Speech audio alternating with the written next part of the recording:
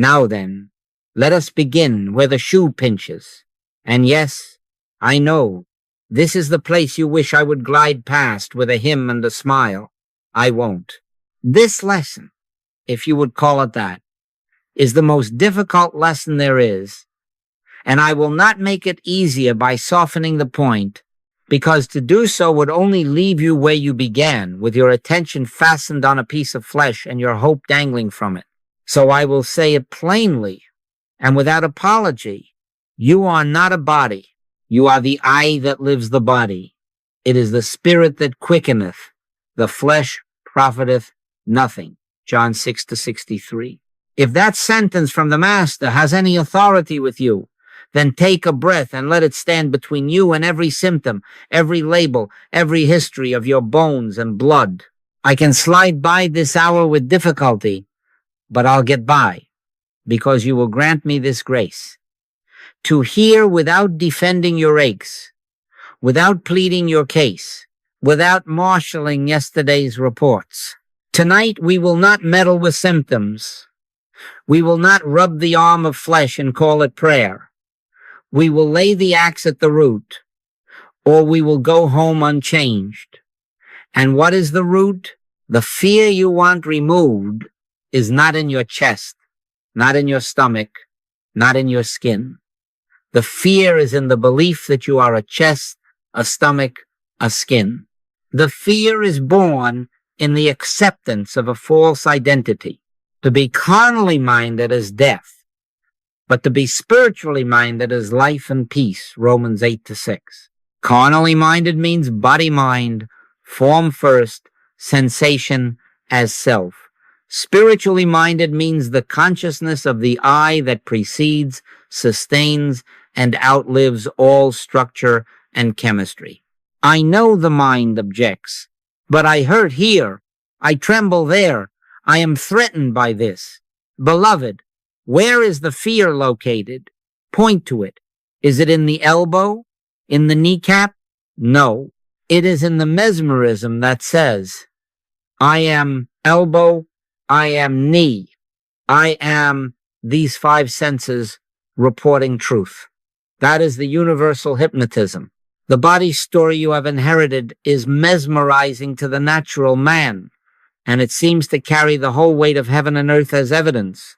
But here, the ancient word that broke the bondage of Pharaoh and still breaks every I am this and I am that, I am that, I am that I am.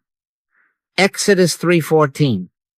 That I am is your identity, not your role, not your frame, not your date of birth, not your blood type. I am is the living one by which and through which the body appears. Before Abraham was, I am. John 8:58. You are not well because your heart is well. Your heart is well because you exist. Reverse the causality and you reverse the fear. Now then, let me be as clear as I can be. Spiritual healing is done without words and without thoughts. It requires no words and no thoughts. Words and thoughts belong to the mind that believes in two powers, good and evil, health and disease, spirit and matter, doing battle. There is no battle. I and my Father are one. John 10:30. That oneness is not achieved by a better argument. It is revealed in presence. When identity relocates from body to I am, fear dissolves, not because you have won a debate with a diagnosis, but because perfect love appears as conscious awareness, and perfect love casteth out fear. 1 John 4:18. You will not cast out fear by a fiercer fear labeled faith. You will not treat the body with the body's own tools and expect spirit to announce itself in that din. Be still. Be still and know that I am God. Psalm 46:10. That is the practice. That is the method and the end of all methods. I am not asking you to pretend that the senses are not clamoring. I am asking you to decline their court. Stand porter at the door of thought, and let no plaintiff in, who begins with, I am this body. The voice is impersonal. It is the carnal mind, the arm of flesh, nothingness. Do not argue with it. Do not insult it or fear it. Recognize it as a lie about you, and you will not trace its branches. Lay the axe at the root. Let the branches wither without drama. We will not call a hunger strike on your cells tonight. We will let the I am appear. And in that appearing, you will discover the body obediently serving what you are, as a shadow serves the object that casts it. You ask, how shall I do this? And I answer, you shall not do it by trying. You shall do it by ceasing. Sit where you are, and for 1 minute, 2 minutes, 10 minutes if you can, refuse the first pronoun attached to any bodily condition. When the mind says, I am tired, I am old, I am afraid, let the I withdraw from the predicate and stand alone as I, without completion. Do not complete the sentence. Do not adorn the I with qualities of dust. Let the I be as God named himself, I am.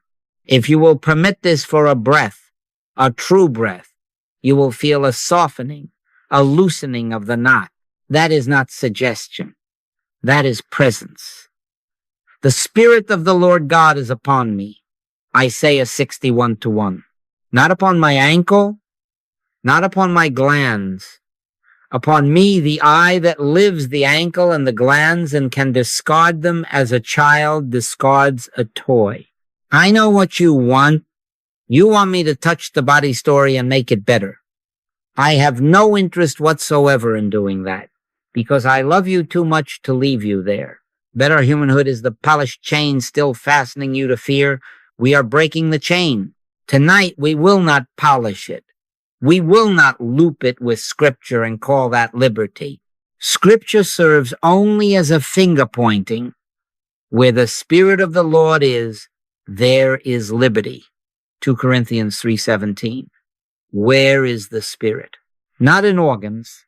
In I am, enter there, and liberty appears as the natural order, so we set our course. Do not ask how long it will take. Do not ask whether the body will follow. The body follows identity as surely as a tide follows the moon. You are the moon, not the wave. When you take your stand as I, silently, wordlessly, and hold there not as a clenched fist, but as a yielded presence, you will find that fear cannot find lodging. It is an orphan in the house where one power is known, but do not jump ahead of yourself. Do not promise what the mind cannot deliver.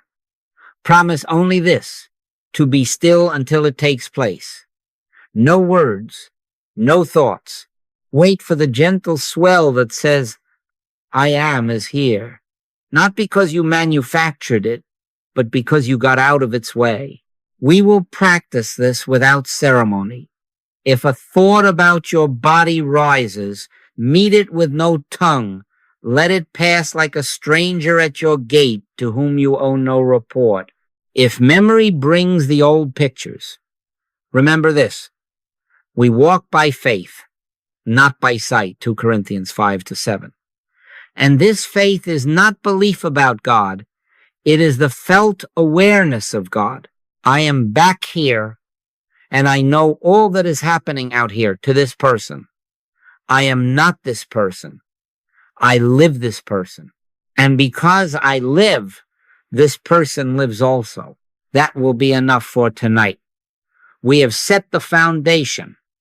This is the most difficult because it refuses every habit of looking to the body first, and the habits will complain. Let them. Do not argue.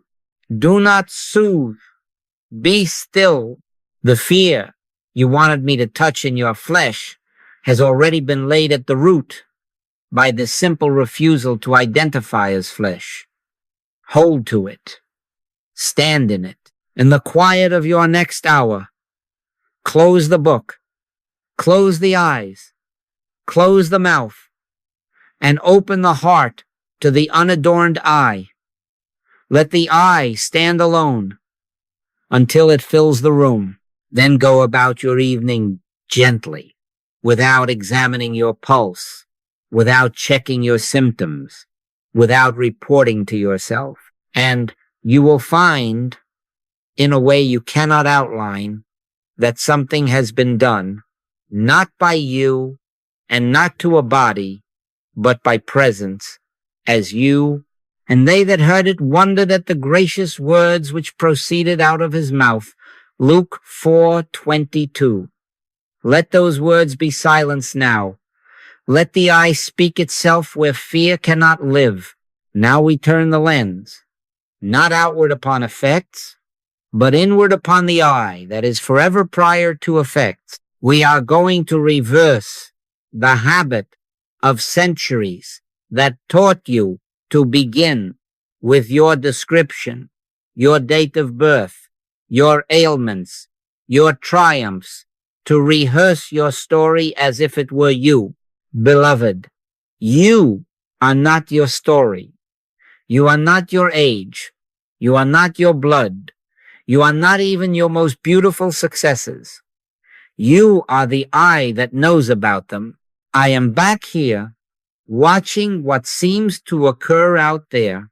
I am back here before the name, before the number, before the first diagnosis, before the first applause, before Abraham was. I am. John 8:58. Do you hear the reversal? All the marks that time has tried to press upon you are after you, not before you.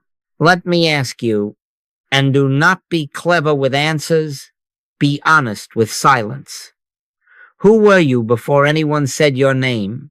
Before the first photograph caught your shadow? Before the first report card or the first prescription bottle put its ink on your hand?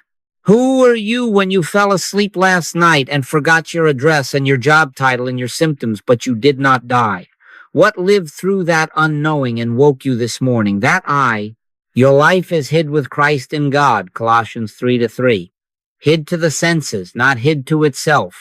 Hid to the camera, not hid to the eye that looks and knows. You say, I am 70. I am a widow. I am diabetic. I am a survivor. I am a failure. I am a success. Do you see how readily the holy name is attached to clay? I am is not a prefix for dust. I am is God's self-revelation, and it will not be yoked to adjectives of time. Henceforth know we no man after the flesh, 2 Corinthians 5:16. Do not quarrel with your certificates. Simply refuse them the dignity of identity. They are descriptions of a persona, useful perhaps for commerce, for the postman, but not for the soul. Here is the error at its simplest and therefore its most stubborn. You have allowed the body to govern life. You have let a liver announce how much joy is possible today, a blood pressure cuff declare your peace, an x-ray name your future. Turn it. Life governs body. Body does not govern life. Spirit lives the heart. Spirit moves the breath. Spirit informs the brain. You are not well because the chemistry balances. The chemistry balances because you are. If you catch this in the faintest degree, you will feel authority returning to its proper throne, not yours as a person, but the I that was, is, and shall be, whether or not there is a calendar to count it. Except a man be born again, he cannot see the kingdom of God. John 3:3. This is not a call to refurbish the persona with piety. It is a call to die to it. I die daily, 1 Corinthians 15:31. Die to what? To good humanhood and to bad humanhood equally, for they are twins in the same dream. The polished chain is as binding as the rusty. Die daily to the claim, I am this temperament, this talent, this trauma, this triumph. Let it go. Watch it go. Nothing in God is lessened when a mask falls away. Who is Melchizedek? Scripture asks by its very silence, without father, without mother, without descent, having neither beginning of days nor end of life. Hebrews 7-3. That is a picture, a hint of your I, not your genealogy. Now, the habit will fight. The habit will whisper. But my case is special. My dates are heavy with meaning. My report is urgent. I have no interest whatsoever in the urgency of a dream. I will not insult you by petting the error that keeps you small. Stand porter at the door of thought and see who is knocking. If it is a sentence that begins, I am, and ends with a mortal predicate, do not let it in. Do not argue. Do not sermonize. Do not even correct it with a better mortal predicate. Let it find no host. Let it pass back into the nothingness out of which it came. That is discipline. Yes, but it is also mercy, because to indulge these visitors is to keep yourself homeless in your own house. How then to live this without pretense? Begin as you move through your day to refer to the appearance as this person, not to degrade it, but to right-size it. This person is going to the market. This person is signing a contract. This person seems frightened. And back here, feel into the eye that knows. Back here, without words, if you can rest in the fact of being, be still and know that I am God. Psalm 46-10. Do not push it. Wait until it announces itself. You may notice a breath deepen, a warmth, a quiet that takes the edges off the world. That is not suggestion, that is governance. Life governing the instrument by simply being what it is. You say, but surely I must care for the body. Care for it as you would a servant, kindly, rightly, but never confuse the servant with the master. Feed it, yes. Bathe it, yes. Attend to its duties. But do not take orders from it. Do not let its moods tell you what you are. I live, yet not I, but Christ liveth in me. Galatians 2:20. That sentence, honestly live, will spare you years of rehearsal on the stage of self-importance. The mask is not evil. It is simply not you. A word for those tender places in you that feel loss if you let go of your story. Nothing true can be lost. Only the dream shakes when you wake. Relationships purify, not perish, when the I is known. Work clarifies, not collapses. Health appears as a consequence, not a project. As many as received him, to them gave he power to become the sons of God, which were born not of blood, nor of the will of the flesh, nor of the will of man, but of God. John 1:12-13. Not of blood that erases 1,000 anxieties at once if you will let it. Not of will that humbles the proud program that thought it could think its way into heaven. Of God. Of I am. Practice now. Simply and without show. Close your eyes if you like. Let the parade of images cross, and neither salute nor boo. Ask quietly, and not with your lips, who am I before any image arises? Wait, do not answer. Do not decorate the silence with adjectives. Be still until it dawns, even faintly, that you are the knowing, not the known, the seer, not the seen.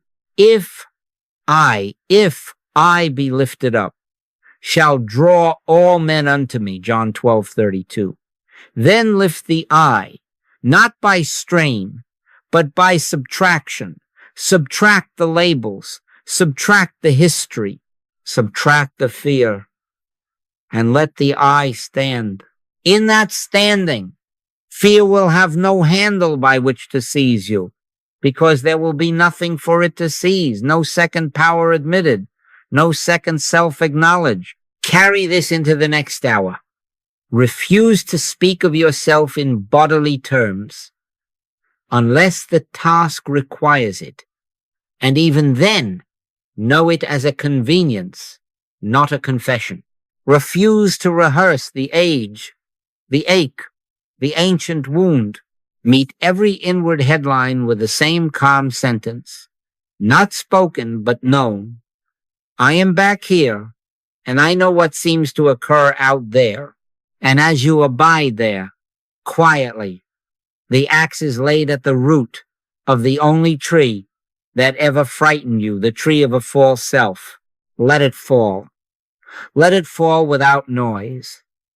And when you open your eyes again, do the next simple thing at hand, not to prove a point, but to live as the I that lives the body.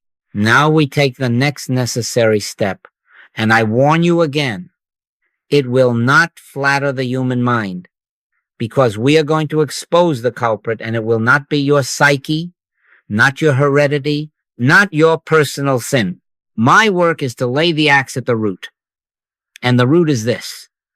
All the discords of this world, all the fears, all the symptoms are the product of a universal mesmerism. The carnal mind, the arm of flesh, which is nothingness. This is the second chapter of Genesis, the false creation, the Adam dream. And the Lord God caused a deep sleep to fall upon Adam, and he slept. Genesis 2:21. There is no record he ever woke. The dream persists as the world's consciousness, not as your private failing. Do you see the mercy here? You are not to blame, and your neighbor is not to blame. The hypnotism is impersonal. To be carnally minded is death. Romans 8:6. And the carnal mind is enmity against God. Romans 8:7. But hear me. Enmity does not constitute reality. It only constitutes a suggestion entertained. The arm of flesh nothingness. Now then, I do not treat human minds, and I do not rummage in human histories. I will not confer dignity upon the mirage by tracing it. The world has taught you to say, it's my childhood, it's my chemistry, it's my culture, it's my chromosome. No, that is the hypnotism rehearsing its script and asking you to sign your name at the bottom. Do not sign. Refuse the personal signature. Fear feeds on the personal, as a fire feeds on dry wood. Impersonalize it, and the pile is wet. It will not catch. Do not blame yourself. Do not blame your parents. Do not blame the devil. Blame nothing, because to blame is to grant reality to a phantom.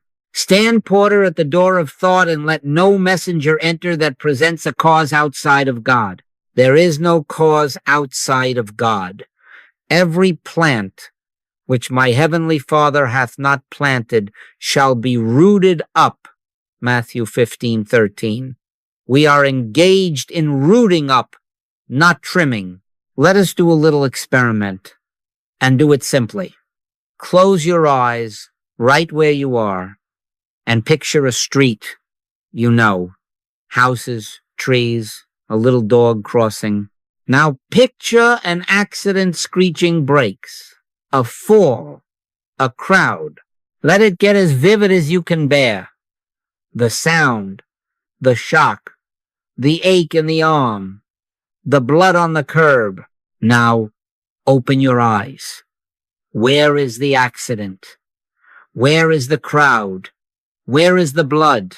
If in that instant of opening, the disaster has been swallowed in nothingness, then you have an illustration, not a proof, but an illustration of hypnotism. The senses were never reporting a fact. The image was supplied by suggestion and accepted by a mind willing to be entertained. Do not quarrel with me that this one is more real. Of course, the world's dream is elaborate. It has centuries of rehearsal, but elaboration is not law. Vividness is not power. Continuity of retelling is not reality. Cease ye from man, whose breath is in his nostrils. Isaiah 2:22. Do not make flesh your authority. I can hear the protest, but there are x-rays. There are labs. There are statistics. Yes, and there are also calendars in a dream. You can keep perfect time while you sleep, but when you wake, you discover that the clock measured the dream and not your life. Do not despise the instruments. Use them if required for the day's commerce, but do not let them name you. Cursed be the man that trusteth in man and maketh flesh his arm. Jeremiah 17:5. To trust the arm of flesh is to grant power, law, and continuity to suggestion. We will do no such thing. The arm of flesh, nothingness. It has no law, no continuity, no power. Say it if you must, but better yet, know it in silence and watch the branches wither. What are the branches? Symptoms, narratives, causes that seem plausible and flattering to our sense of being a special case. Mine is congenital. Mine is societal. Mine is karmic. All branches.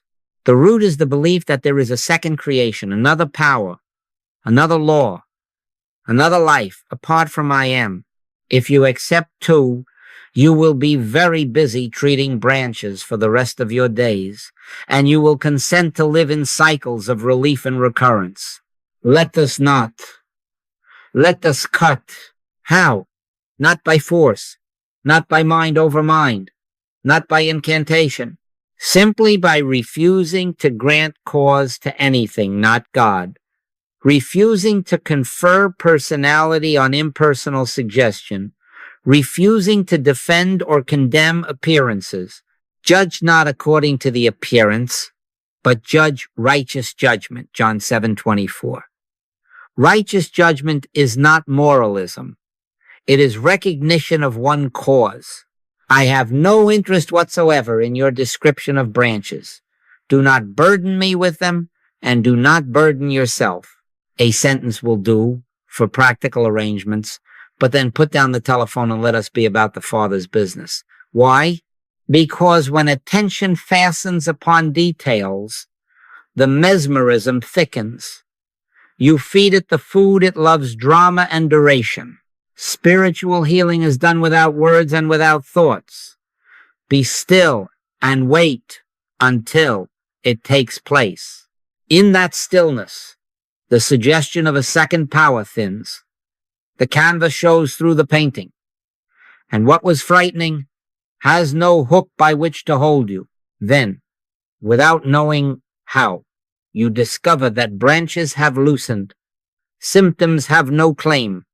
Fear cannot recur because you are not standing where it could find you. But do not get clever and do not try to outthink the hypnotism. That is just another branch.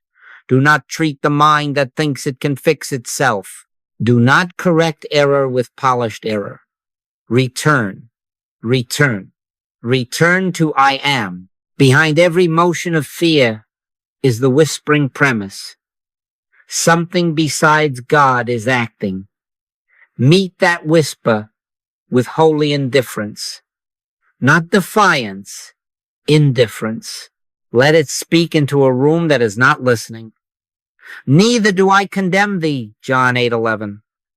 Neither do I engage thee. Neither do I improve thee. I let thee be what thou art, nothing, and I rest in God.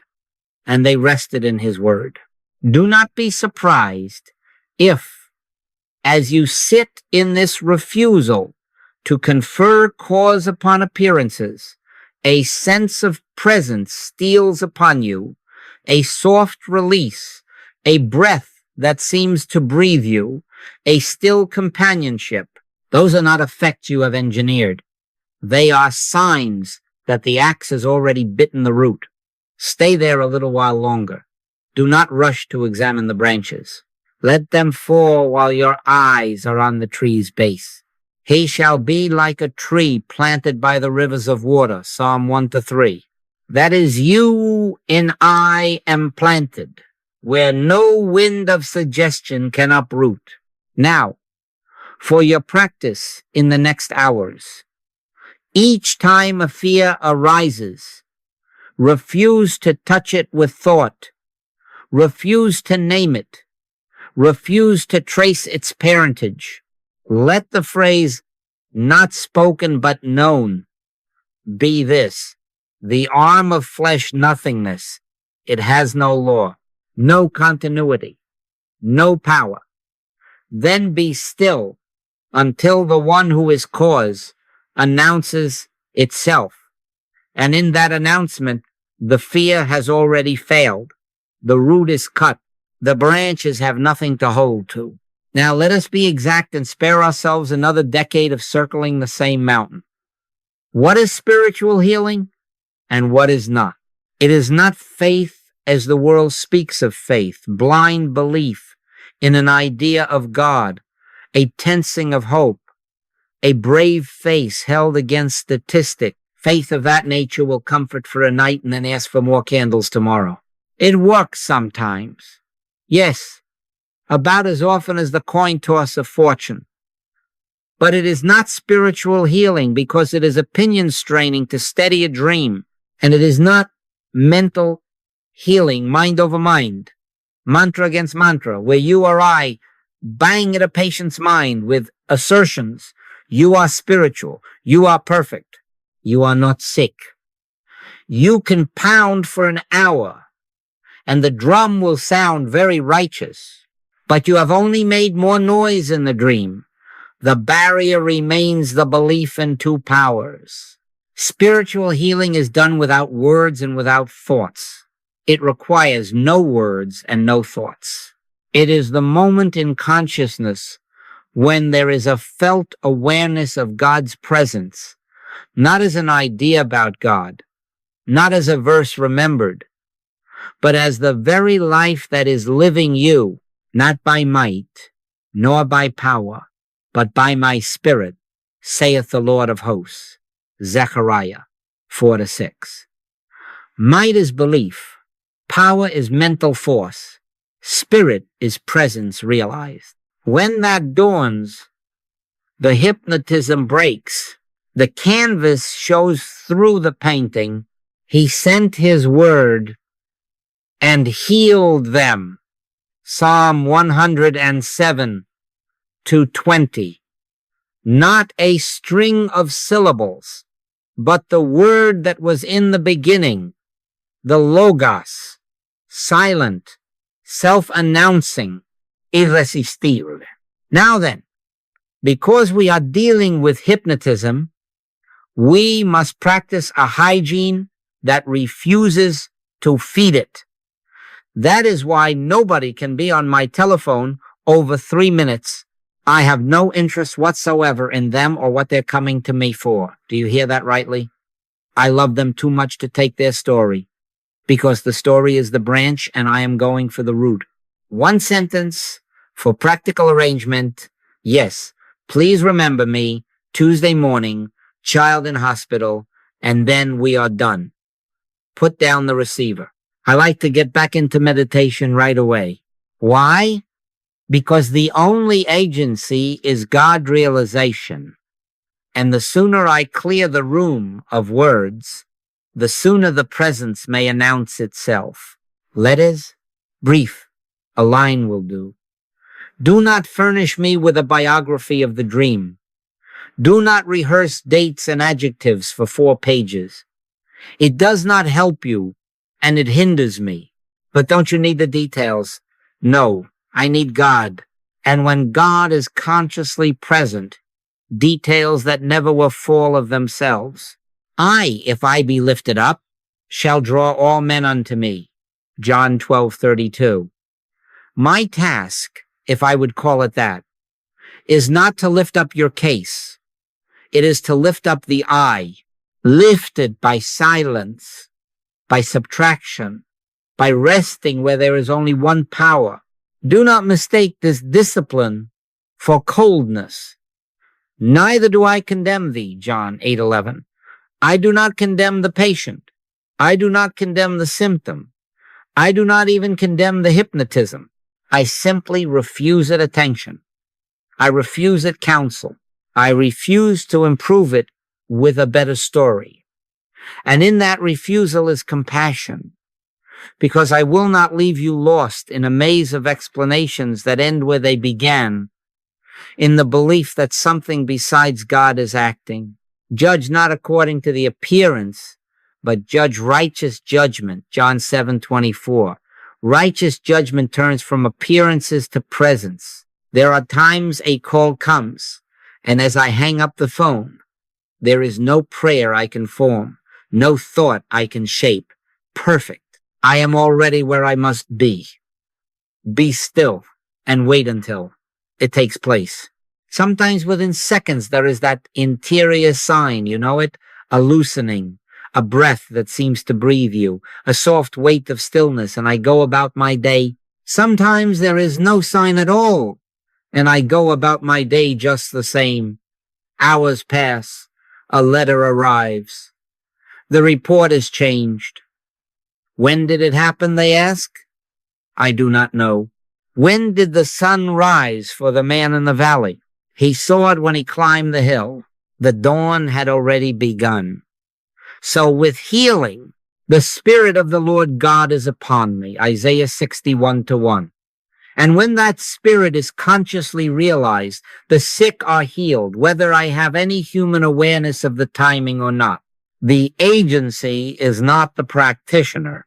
The agency is God. Contrast this with Faith Healing's brave assertions.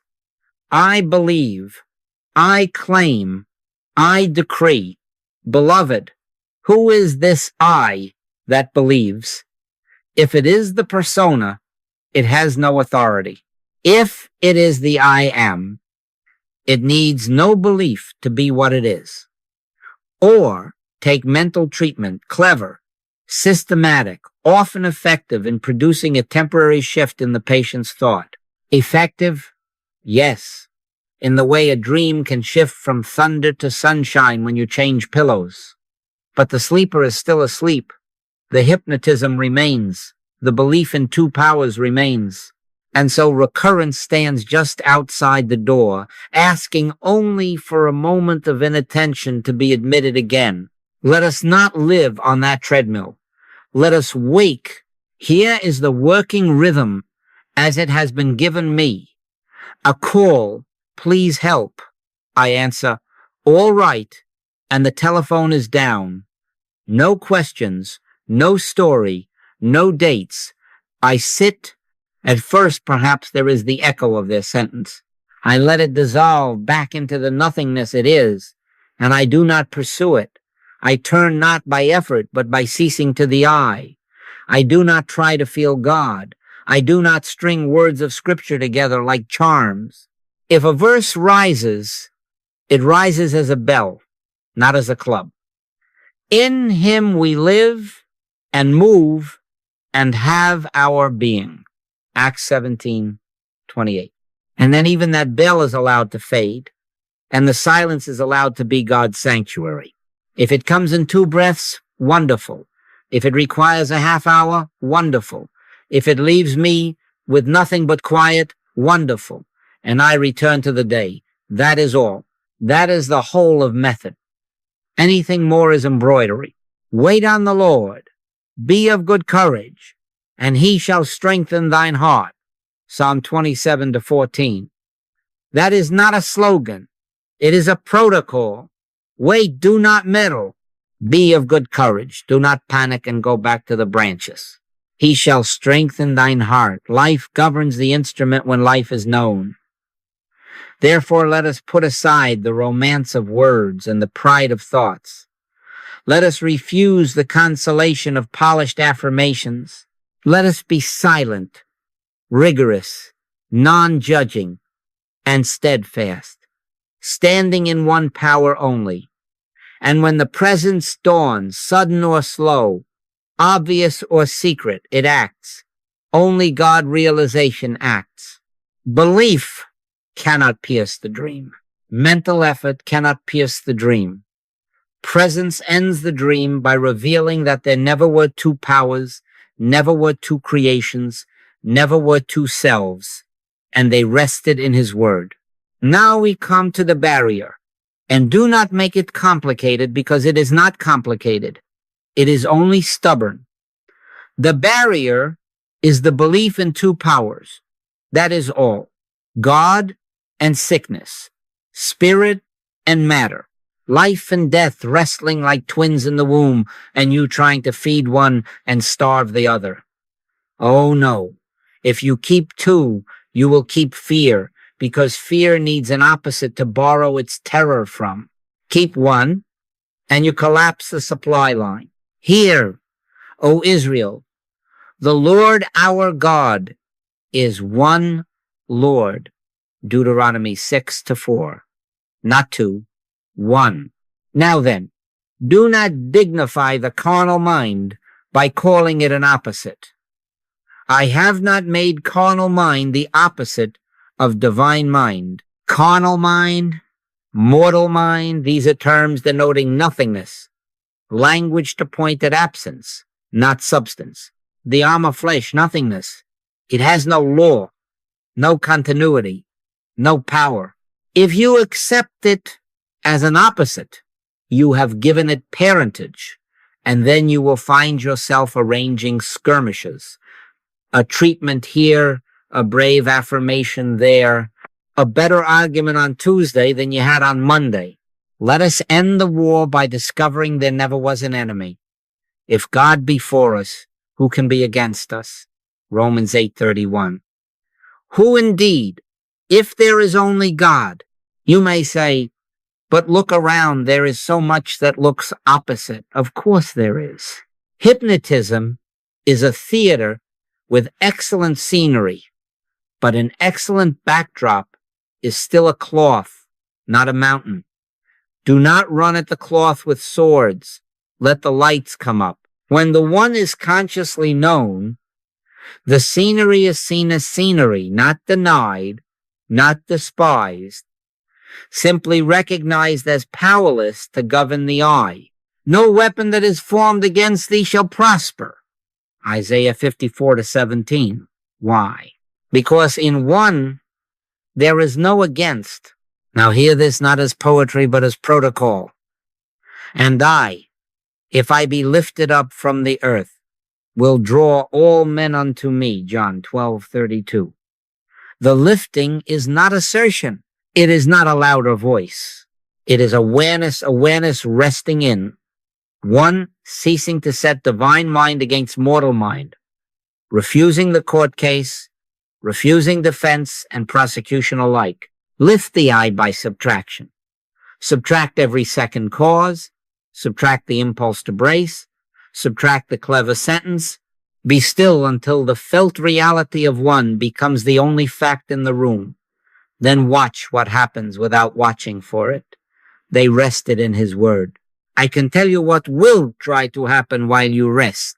A notion will tiptoe in to suggest that your quiet is passive, that you ought to do something, that your doing is your love, that if you do not do, you do not care. That is the mesmerism bargaining for a debate. It wants an opponent. It lives on opposition. Do not give it one. Love is not a contest. Love is presence realized. And when love is there, fear is evicted for lack of rent. Perfect love casteth out fear. 1 John 4:18. Not perfect talking about love. Perfect love realized. One, there are those who would reassure themselves by setting up a noble pair. Divine mind versus mortal mind. Light versus darkness. And then touch swords.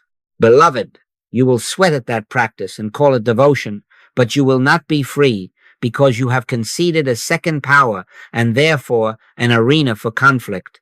Do not concede it. Stand, porter, at the door of thought. and refuse admission to any premise that begins, yes, but also.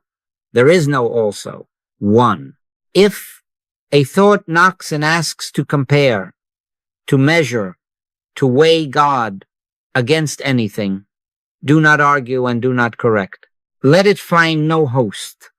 Let it dissolve as fog dissolves by sunrise. That is not laziness. That is purity. I recall a night, no dates now, no geography, when a call came about a child. I said, all right.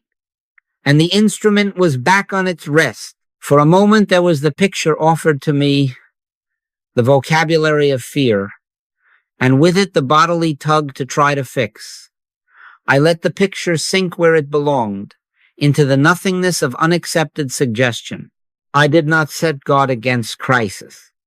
I did not take sides. I sat until the sense of one was the only climate in that room. It was no athletic feat. It was a surrender. And then, as I have told you, a soft release. I went to bed. The report came in the morning, turned in the night. Of course it turned. The wheel only seemed to spin because we had our finger on it. Remove the finger and it stops of itself. Not by might, nor by power, but by my spirit, saith the Lord. Zechariah 4-6. How do you practice this when fear has already set up its booth in the market of your mind? First, do not bargain with it. Do not offer it a finer doctrine. Do not brace. Bracing is belief in a blow. Instead, if a verse comes, let it be a bell and not a club. The Lord is my light and my salvation. Whom shall I fear? Psalm 27:1. Hear it once, and then let it fade into the very light it names. Stay without words. Stay without thoughts. If it takes 2 breaths, blessed. If it takes 40 minutes, blessed. We are not timing God. We are unlearning duality. Do not mistake ease for shallowness or duration for depth. The criterion is only this. Has the belief in 2 powers cooled in you? Check the heart honestly. If there is still a quarrel in you, more silence. If there is a quiet that has no opponent, go about your day. And when the world knocks with headlines and expertly printed proofs of opposition, do your errands. Attend to this person's duties, but do not give up the one. Cease from anger and forsake wrath. Psalm 37-8. Anger and wrangling are the perfumes of 2-power living. Drop them. Rest. You may ask, but is this not naive? It is childlike, not childish. Except ye be converted and become as little children, ye shall not enter into the kingdom of heaven. Matthew 18-3. The child does not analyze the sun. He stands in it. So stand. If I be lifted up, not argued up, not felt up by sentimentality, but lifted into conscious awareness, then all that pertains to harmony is drawn without strain. And what pretended disharmony there was cannot approach, because it would need a second to stand upon. Who is he that condemneth? It is Christ that died, yea, rather, that is risen again. Romans 8:34. Condemnation requires 2. Resurrection reveals 1. Discipline? Yes, and I will not apologize for it. Keep your conversations brief on the subject of appearances. Do not furnish fear its newspaper. Refuse to decorate the hypnotism with your eloquence. If someone insists on rehearsing the branches, be kind. Do what is needful for courtesy, and then return within. I like to get back into meditation right away. Why? Because each minute I give to dressing the mannequin of duality, I delay the simple miracle of seeing there is only God and God's manifestation. And in that sight, fear having no opposite to borrow breath from, must fade like a sound in an empty hall. So we come to rest, not as those who have won a contest, but as those who have discovered there never was one. No fight, no defense, only recognition. And they rested in his word. Let this be your creed in practice. One power only. Stand porter. Refuse to. Be still until it takes place. Then live the next quiet hour without theatrics and watch how the day walks by itself under a government that has no rival. Now we must look behind the curtain and say what to the human sense is unthinkable and to spirit is the only sane thing. Before birth, beyond death, you are the I am that lives the body, not the other way around. If you accept this even faintly, the chain on your ankle begins to loosen. If you resist it, you will go on bargaining with appearances and calling it prayer. Before I formed thee in the belly, I knew thee. Jeremiah 1-5. Did you hear that? Known. Before skin, before pulse, before calendar. Known. And what is known of God cannot become unknown by an arrangement of bones. Melchizedek appears in our scripture as a sign for this very truth. Without father, without mother, without descent, having neither beginning of days nor end of life, but made like unto the Son of God. Hebrews 7-3. Do not stumble over the history. Take the instruction.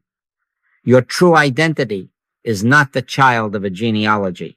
Your line in the family Bible may be warm with love and memory, but it is not your source, and it is not your life. The I that says I in you did not begin with a date, and it will not end with one.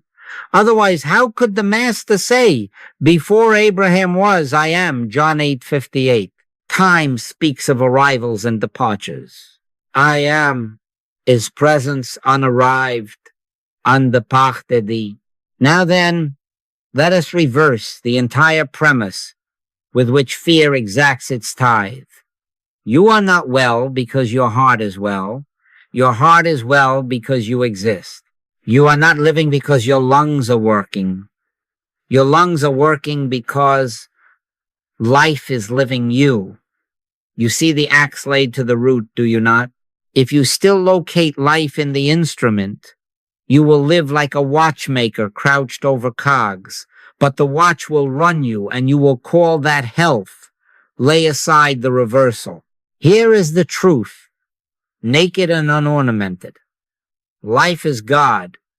Identity is I am. The body is the garment. The life is more than meat, and the body is more than raiment. Luke 12:23. If the cloth frays, the wearer remains. If the wearer comes into the room or leaves it, the room is not the life and neither is the garment. I die daily, says Paul, 1 Corinthians 15:31. Oh, do not make that morbid. It is the only joy I know. Die to what? Die to the claim that life is in organs, in chemistry, in a clock. Die to the idea that additions or subtractions to the garment add or subtract from you. Die to the hypnosis that whispers, you began at such a time. You will end at such a time. No, for ye are dead, and your life is hid with Christ in God. Colossians 3:3. Dead to the dream of origin in dust and terminus in dust. Alive as that which God knows of God's self, called I in your mouth. This is not poetry for Sabbath sunrise. It is the only premise on which fear can be shown its vacancy, the arm of flesh, nothingness. It has no law, no continuity, no power. Do a quiet thing now, and do not try to be clever with it. Lift your hand and look at it. It has a history, scars perhaps, lines. Who is seeing those? Bring your attention to the breath moving in the chest. Who notices the breath? The breath is not noticing you. The hand is not looking back. The witness is prior. The witness is I. That is the one I am speaking of. Prior to your best day and your worst day, prior to your gallop of youth and your slow step of age, prior to the calendar, if you will abide in that I for 3 breaths without words, without thoughts, you will feel the edge of bodily fear round off as ice rounds in a cup. Not because you have convinced yourself of anything, but because in the light of I am, suggestion loses its shadow. A midnight call came, once no names, no city, about a man whose body had decided to gather itself into pain and to announce an exit with the drumbeat of terror. I said, all right, and the instrument was on its hook. I did not set God against death. I did not take up a lance and go tilting at a mortal mind. I sat and died. I died to dates. I died to organs. I died to the picture offered. I died to any notion that I loved him by arguing for his continuance. And there, silent, sudden, that weightless weight we know, a presence that said nothing and needed nothing, I went to bed. In the morning, the report, the terror gone, the body quieted, and in due time the man walked in his garden. Was it healing? Names are cheap. What happened is simpler.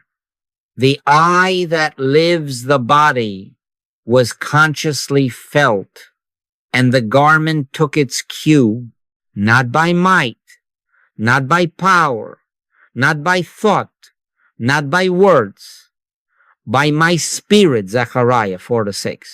And if on another night the garment quietly folds, is the I harmed? Oh no.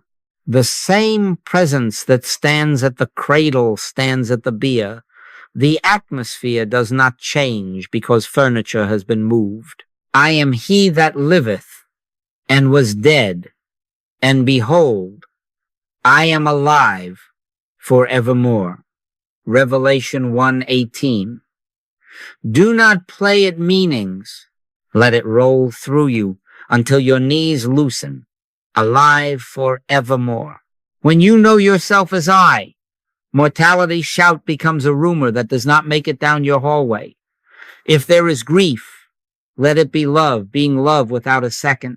If there is tenderness, let it be the fragrance of one, not the argument for two. The I that knows the body is not endangered by its comings and goings. This is why I press you without apology to die daily. It is practice in non-attachment to the garment and unbreakable attachment to the wearer. How do you do it? Not by plucking at threads, not by despising flesh, simply by relocating identity before the scene opens. In the morning, before you put on your name or your shoes, sit and find the I. No words, no thoughts. If a verse comes, let it be a bell and let it fade. In him we live and move and have our being. Acts 17:28. Then, even if for 20 seconds, abide as the one who knows the hand rather than as the hand, as the one who hears the breath rather than as the breath. You will notice that fear of incident thins at its root. It has nothing to cling to if you are not consenting to be a body trying to have a God. You are the I am through which a body appears and disappears. The arm of flesh nothingness. Now do not imagine that by saying these words you have done the dying. Words are leaves. The tree is stillness. Be still and wait until it takes place. The moment I am is consciously felt. Bodily fear loosens without argument, just as a child's fist opens when sleep overtakes him. No reasoning, no persuasion. Presence does what presence does, reveals itself as all. Though our outward man perish, yet the inward man is renewed day by day. 2 Corinthians 4:16. The inward man is not improved by vitamins. It is revealed by silence. Renewed meaning recognized afresh. not manufactured anew. Some will ask, but if I am, I am. What of care for the body? Shall I ignore it? You will care for it better, because you will not be frightened by it. You will wash, feed, walk, and rest it as you would a good coat useful while the winter lasts without believing the coat is you, and you will not make a religion of its changes. You will not bow to a clock and call it law. You will not furnish fear with dates. This runs in the family. This comes with age. Which family? Which age? Neither beginning of days nor end of life. Hebrews 7:3. Stand in that, and the minutes serve you for scheduling trains, not for naming existence. So, here is the clean sentence to carry in the silent pocket of your awareness. I am not in the body is in I am. If that seems too large for you yet, breathe once and let it be too large. Then breathe again. The sky is always too large for a teacup until the teacup is set down. Set it down. You will not fall. Underneath are the everlasting arms. Deuteronomy 33-27. Not the arm of flesh. Everlasting arms. And when, as it will, the world calls across the day with its rehearsed dirges, you will listen as one. You will do your errands. You will keep your appointments. And when a tremor of what if skitters across the skin, you will not touch it with thought. You will return to the witness. And you will let the garment behave as garments do in weather. And you will discover a quiet thing, because you are living as the eye that lives the body. There is no suitable lodging for fear. It knocks and finds no room. It fades for lack of oxygen. And you, neither congratulated nor congratulating, walk on in the humility of one. Now, we practice. Not tomorrow, not after one more sentence, not with a better chair.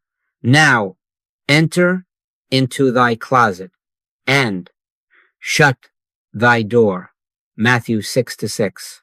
The closet is not a room. It is the refusal to traffic in words. Sit where you are, feet simple on the floor, hands at rest. Close your eyes. Let the shoulders drop half an inch. Let the jaw untie itself. Let the tongue rest on the floor of the mouth as if it had no more errands.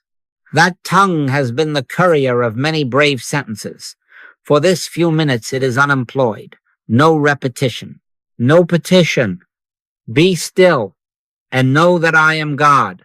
Psalm 46:10. Be still and know, not say, not think, know.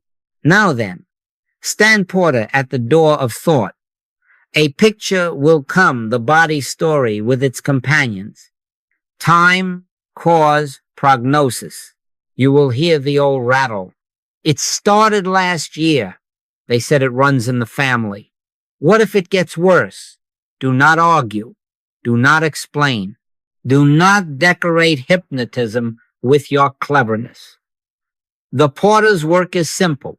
No admission. See the thought as a visitor without citizenship and let it remain outside. Cease ye from man, whose breath is in his nostrils.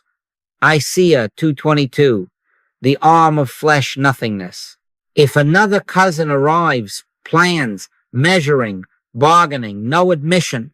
If a holy cousin arrives, spiritual sounding words, eager to help, no admission. You are not improving the dream. You are letting it be nothing to you. Wait here. Wait without bargaining. No clock is on the table. No goal is in the room. In quietness and in confidence shall be your strength. Isaiah 30-15. Confidence in what? In God being God without your management. If a verse rises up of its own accord, let it be a bell and not a club. One soft ring. In him we live and move and have our being. Acts 17:28. Then let the bell sound fade into the silence from which it came. Do not grasp at echoes. Do not make a rosary of sentences. Silence, not speech, introduces the I am into conscious awareness. You will be tempted to look for signs. Do not prowl the room of your own chest like a night watchman. But if a sign comes unsought, notice it and make nothing of it. Perhaps there is a loosening in the sternum, the untying of a leather strap that you did not know was tight. Perhaps you are breathed by a breath that does not begin with you, and you wonder how anything so soft can feel so sovereign. And when he had said this, he breathed on them. John 20:22. Or a warmth stirs. Not the excited heat of effort, but the quiet burn which made the travelers say, "Did not our heart burn within us while he opened to us the scriptures?" Luge, 20:33. If it comes, let it come. If it does not, let that be perfect. The presence does not submit reports. Stay. This is the hardest part, and it is the whole of it. Stay while every habit in you asks for a result to prove your waiting was not foolish. Stay while the inner bookkeeper wants to count minutes and justify the expense. Stay while an old piety suggests that bold silence is irreverence and that polite sentences would surely be more devout. Stay. The God we are resting in is not an idol fed by syllables. The Lord is in his holy temple. Let all the earth keep silence before him. Habakkuk 2:20. Let your earth, your sense of person, and its projects keep silence. Now, should there be a moment, not forced, not manufactured, when the I becomes present to itself in you, do not seize it. Do not shout inwardly, "There it is." Simply allow the clean, light weight of I to be I. It is not the thought I am. It is the I that says I before any thought forms. It does not strain. It does not promise. It is. Let it govern this minute. That is enough. 1 minute governed by I is more than an hour governed by self-improvement. Behold, God is my salvation. I will trust and not be afraid. Isaiah 12:2. Not trust something about God. Trust God. Seal the realization by not touching it. Open your eyes without leaving it. Stand up slowly, as if not to spill a full cup, and carry the minute into the next. Go to the sink, to the desk, to the door, as one who does not step out of I to perform life. Do not congratulate yourself. Do not test yourself. Live. If a thought or picture knocks the body story, the timetable, the forecast stand porter again, no admission, no debate. Let it float away as mist goes when the sun's heat is not argued with but simply allowed to shine. He leadeth me beside the still waters. He restoreth my soul, Psalm 23:2-3. Restoration is not labor. It is recognition. If, on some attempts, nothing in you seems to yield, and you feel only the clatter of thoughts and the stubbornness of seconds, do not call that failure. Call it faithfulness. You showed up. You kept silence. You refused to make a god of words. The ground is being cleared even when the gardener hears no music. I have sat through hours as dry as chalk and found later that a case had turned in the night. When did it happen? I do not know. Wait on the Lord. Be of good courage, and he shall strengthen thine heart. Psalm 27:14. The strengthening is not an emotion. It is the steadying of identity. Now, a word about brevity and frequency. I would rather you practice 3 minutes sincerely than 30 minutes decorating a silence with inner chatter. Sit in the morning before the world fastens its labels on you. Sit again at noon, if only for 1 minute, with eyes open, if need be, recollecting the I, and letting speech fall away within. Sit at night and return your day where you found it, in God. Do not make a religion of the clock. Make a sanctuary of the pause. Pray without ceasing, 1 Thessalonians 5:17, does not mean talking without ceasing. It means not leaving the I between your sentences. Guard the exit. When you rise from a sitting in which the I has announced itself, do not run to the telephone to broadcast it. Do not break the seal with analysis. A bride does not invite reporters into the bridal chamber. Let the governance of that inward minute conduct the next outward minute. What will it look like? Ordinary, blessedly ordinary. You will button a shirt without hurry. You will answer a letter without furnishing it with adjectives that bind you to a dream. You will refuse the temptation to rehearse the body story to a friend. Not coldly, simply not at all. Judge not according to the appearance, but judge righteous judgment. John 7:24. Righteous judgment here is the decision to let silence continue to be your teacher. And when the day throws a small stone at your window, an ache, a headline, a memory, do not touch it with thought. Return at once, if only for one breath, to I, no word, no plan. One breath in which you decline to be the manager of life and consent to be the life lived of God. If a bell of scripture rings, hear it once and let it fade. If a warmth touches the chest, nod inwardly and make nothing of it. If nothing at all is felt but a quiet refusal to entertain two powers, that is regal, that is prayer, that is the axe laid at the root. So we practice, and so practice becomes living. Silence is not an absence, but a presence. Not emptiness, but fullness without edges. It is the closet with the door shut and everything needed already within. Be still until it takes place. Then let it take your next minute by the hand and your next tuman. And they rested in his word. Now we take it off the page and put it into the night where it counts. A scenario comes, not on a schedule and not with your permission. Midnight, the room dim, and suddenly the chest knots itself and the breath goes short. And in an instant, the mind is a town crier hospital. History, heredity, your father's story, your neighbor's end. That is the moment of decision, not decision about ambulances, decision about identity. Will you be a body trying to have a God, or will you be the I that lives the body? This is not an exam in bravery. It is an invitation to one. Immediate protocol. Do nothing physical in panic. Do not spring to the window of the world and feed the picture with attention. Withdraw attention. Withdraw it at once from the theater. Label the rush for what it is. Universal hypnotism nothingness. The arm of flesh nothingness. Not your thought, not your sin, not your private history. Mesmerism parading as biography. Stand porter at the door of thought. No admission. The script will try to get in. This is how it starts. This is what they said. This is the hour when statistics are cruel. No admission. Be still and know that I am God. Psalm 46:10.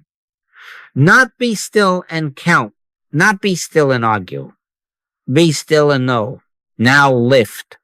Do not fix. Seek not a better heartbeat.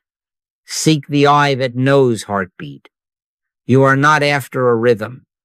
You are returning to reality. The more you try to even out the pulse with intention, the more you concede a second power. Refuse it.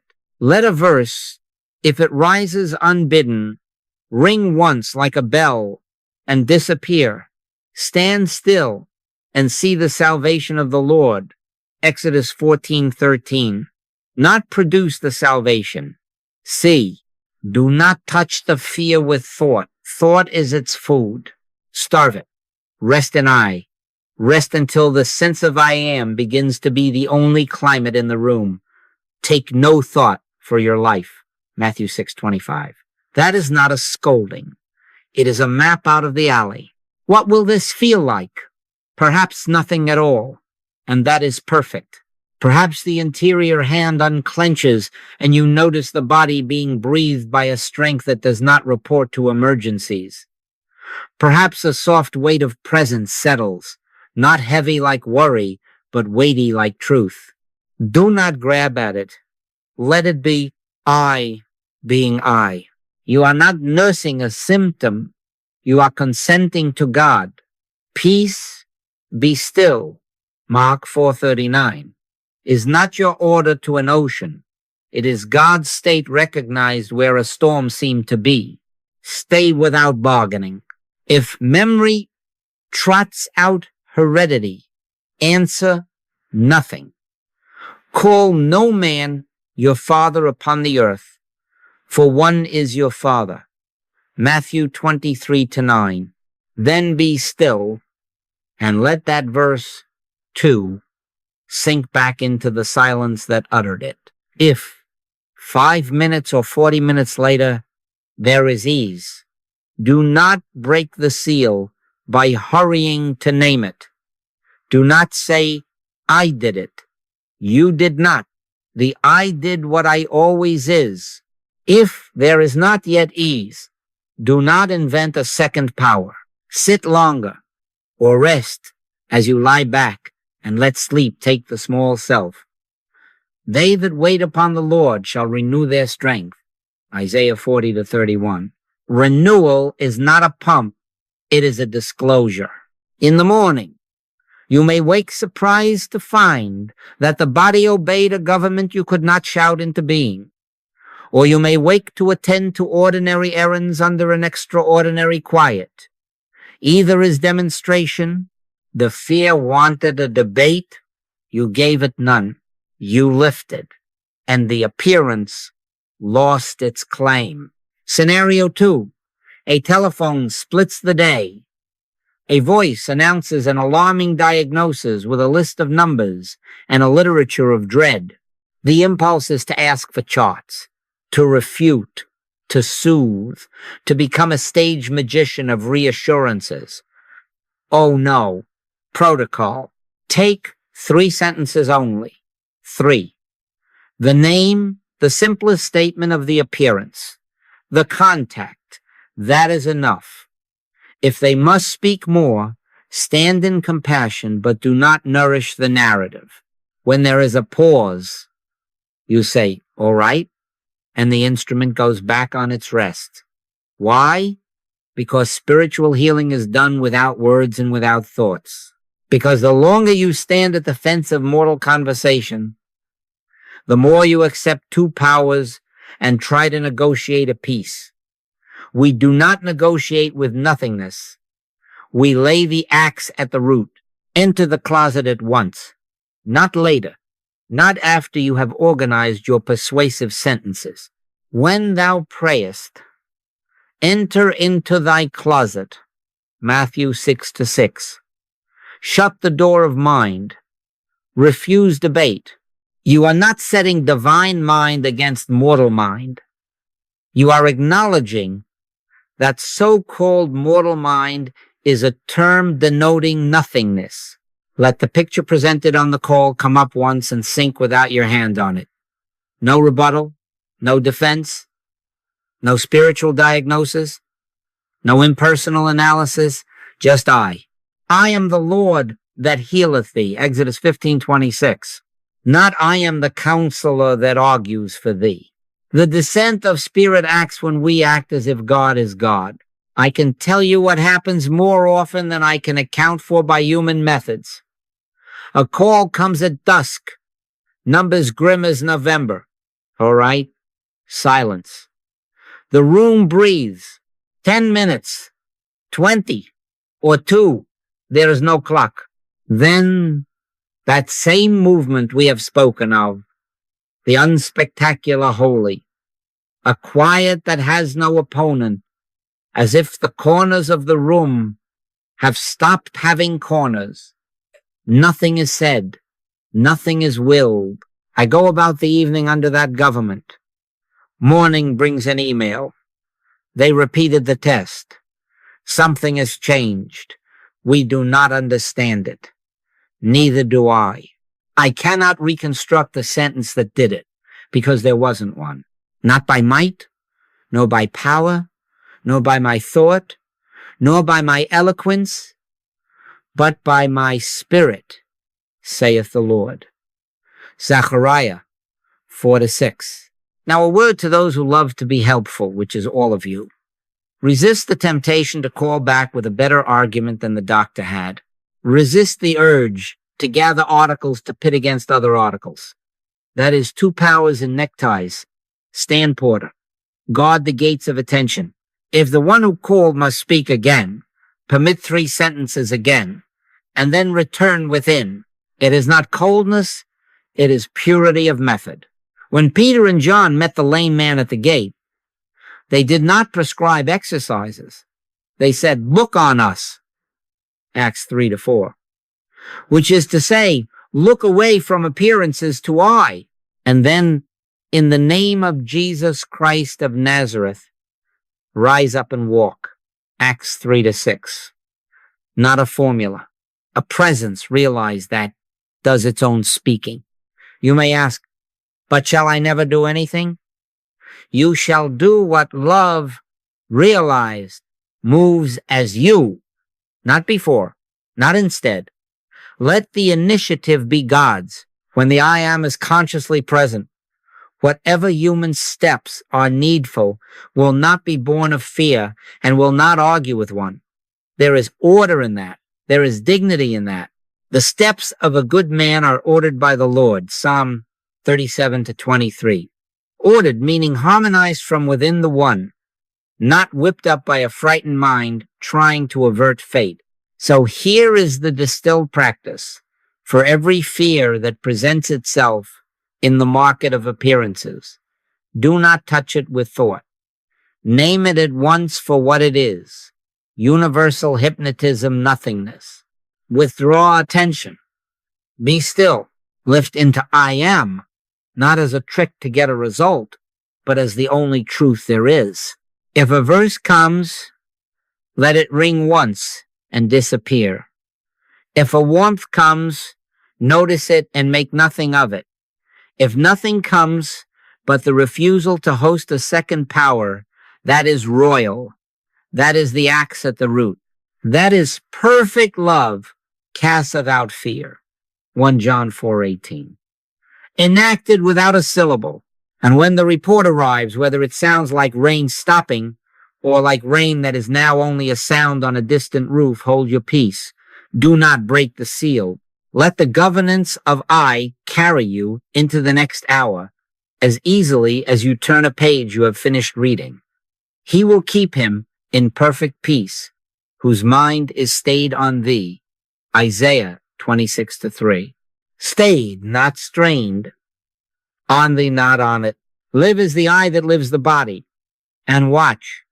Not as a guard watches against thieves, but as a lover notices that the beloved fills the room so completely there is no place for terror to sit, and they rested in his word.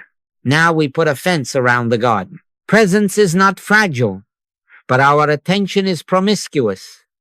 And if you do not stand porter at the door of thought, the market will set up stalls on your porch by noon. Keep thy heart with all diligence, for out of it are the issues of life. Proverbs 4:23. Heart here is not emotion. It is awareness. Diligence is not devotion flavored with sentiment. It is hygiene. Let us speak plainly about protocols of protection, habits of holiness that keep your instruments pointed inward to I and not outward to the scene. First, the day itself. Better 5 minutes often than 1 hour of struggle. I would rather see you sit 3 times for 3 minutes morning before the world fastens its labels on you. Noon while the day is hot with errands. Night when the garments go back on the chair, then watch you do battle for an hour with a chattering mind, and then call that prayer. Pray without ceasing.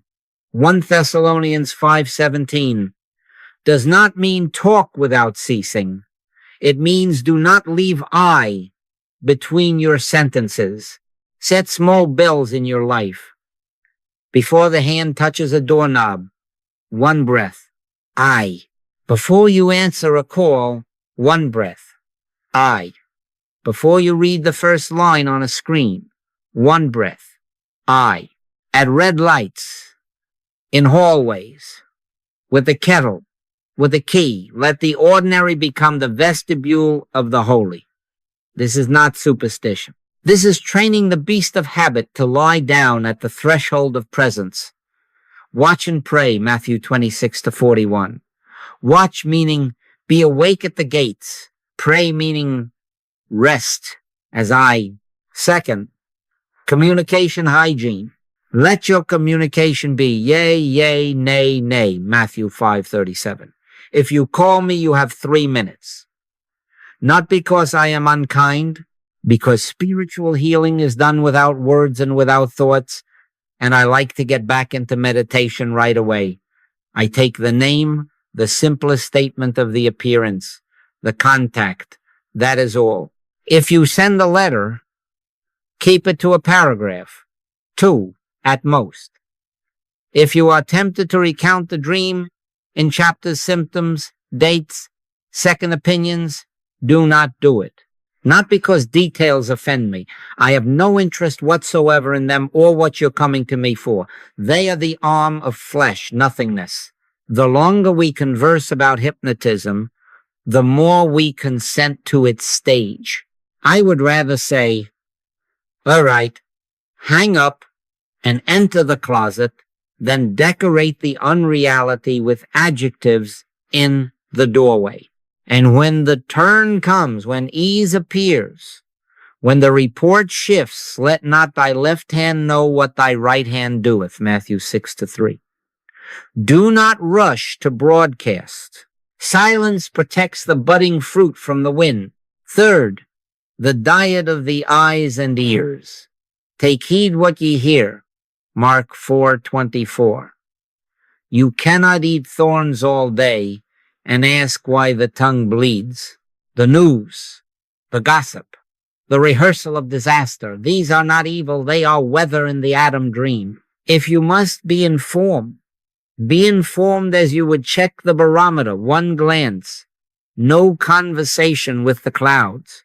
If a room fills with fear-feeding narratives, you do not need to sermonize or dramatize an exit.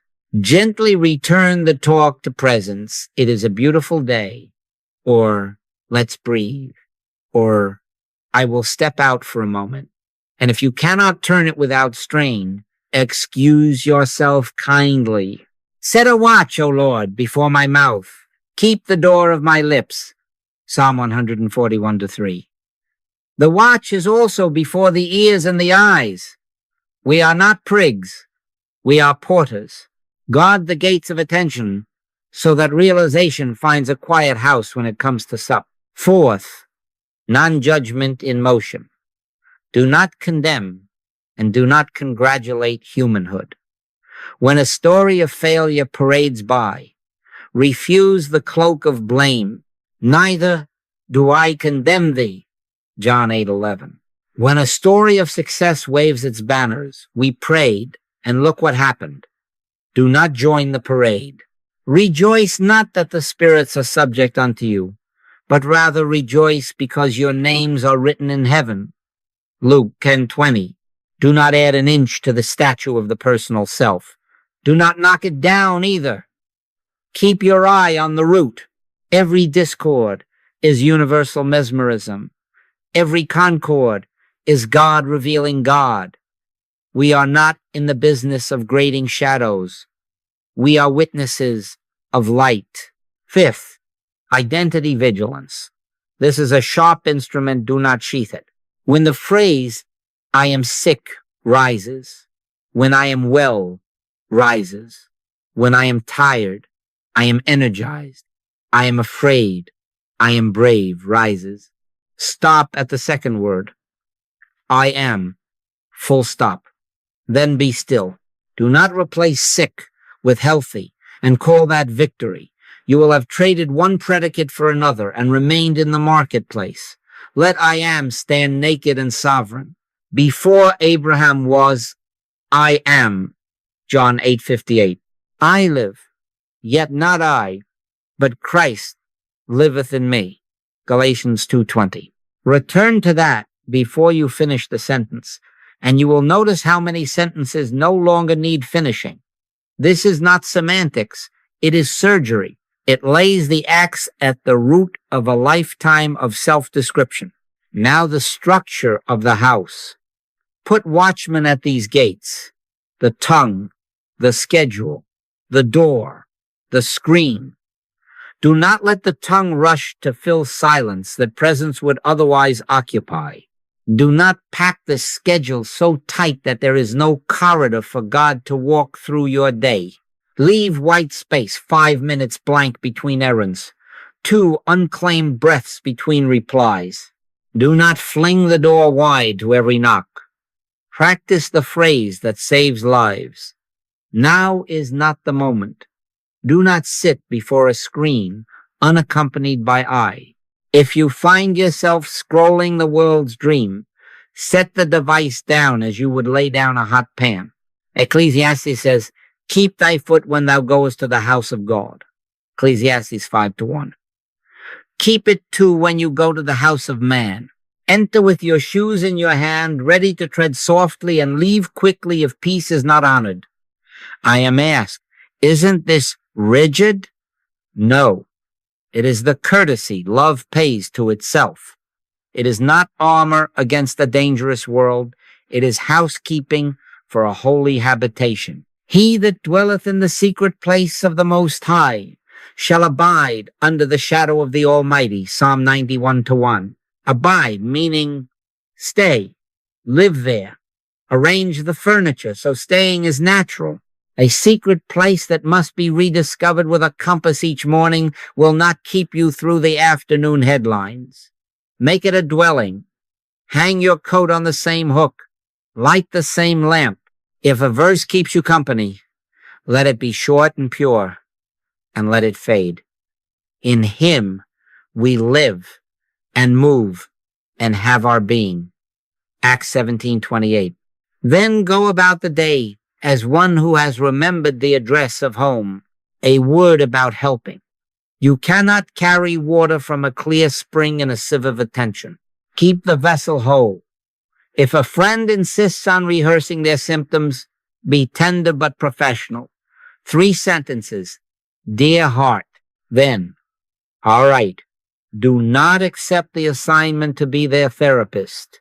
Do not turn their case into a project. Put the instrument back on its rest and return within. If you must walk to their house, walk as I. If you must speak to an authority, speak as I. But never, never, never set divine mind in combat with a mortal mind. The carnal mind is the arm of flesh, nothingness. Our work is not to win. Our work is to not create an opponent where there is none. Finally, keep the Sabbath of the inner man, even on Tuesday. Guard the gates of attention. Structure your life to favor realization over story. Replace the chatter with pauses, the argument with presence, the broadcast with secrecy. If you will live this way, brief, frequent sittings, terse, factual communications, gentle refusals of fierce theater, non-judgment that neither blames nor brags, the stern mercy of I am without a predicate, you will find that the world's weather still changes, and you still go out for bread. But fear cannot get a lease signed in your house. And when it knocks, as it will, the porter opens the small window, looks without tremor, and says, no admission, and closes it again. And you return to your chair, to your sink, to your errands, in the quiet government of one. Thou wilt keep him in perfect peace, whose mind is stayed on thee. Isaiah 26:3. Stayed, not strained. on thee, not on it. And they rested in his word. We have come a long way in a single sitting, but it has not been a journey in miles. It has been a turning in place. We began with the most difficult, that you are not a body, and we have watched the scaffolding of the body story lose authority as we relocated identity from humanhood to the I that precedes description. We laid the axe at the root by calling the spectacle universal hypnotism and refusing the temptation to treat shadows as causes. We refused faith as optimism and mental treatment as argument. And we settled into the deep rule that spiritual healing is done without words and without thoughts. We confessed one power and allowed the arm of flesh to be what it is, nothingness. We practiced the quiet lift. We demonstrated not by conquering a storm, but by noticing that when we ceased offering a second wind to it, it died in its own sails. And we structured a life in which realization is normal and drama's homeless. So hear the fruit named plainly. Fear dissolves, not by conquest, but by the absence of an opponent. Perfect love casteth out fear, 1 John 4:18. Love does not shove. Love is. It is the recognized I am whose very presence leaves fear with no chair, no voice, no audience. Where two powers are suspected, fear has breath. Where one alone is, fear starves. This is not triumph, this is truth. Not a victory scored by a brave mind against a wicked mind, but the quiet of God being God without our endorsement. I am the Lord, and there is none else. Isaiah 45:5. None else, no second agency, no countermind waiting around the corner. And as that becomes the climate in which you live, the body, yes, that useful instrument finds itself governed from within the one, and symptoms cut off at the root, with or without ceremony. Now the directive, and I want you to hear it as mercy. Tonight, do not work on yourself. Do not improve. Do not analyze. Do not seek a demonstration to frame on the wall of a mind that loves trophies. Lay down the project of you. Let the tools go cold where they lie. He giveth his beloved sleep, Psalm 127:2. Let the I live your body while you rest as I. Let the lights be lowered without a single sentence to supervise the darkness. If a verse rises of its own accord, let it ring once and fade. I will both lay me down in peace and sleep. For thou, Lord, only makest me dwell in safety. Psalm 4:8. And then return to the silence that fathered the verse.